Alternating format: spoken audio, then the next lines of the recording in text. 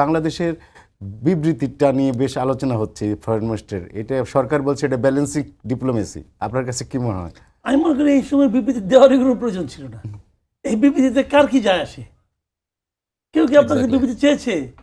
India বিবৃতি দিয়েছে, কেউ দিচ্ছে, পাকিস্তান দিয়েছে। ভাই আপনারা হলো কি আসতে যান না তো, তাড়াহুড়া করে কি আছে? আপনি যেদিকেই যাবেন ওটি আপনার লস।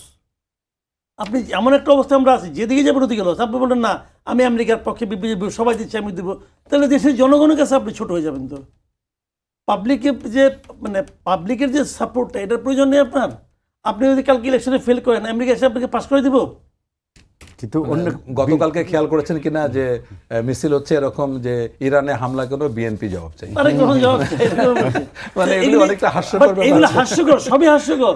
কিন্তু এই যে লোকটা যে স্লোগানটা দিচ্ছে, সে কিন্তু ভোটের মাঠে ম্যাটার করে।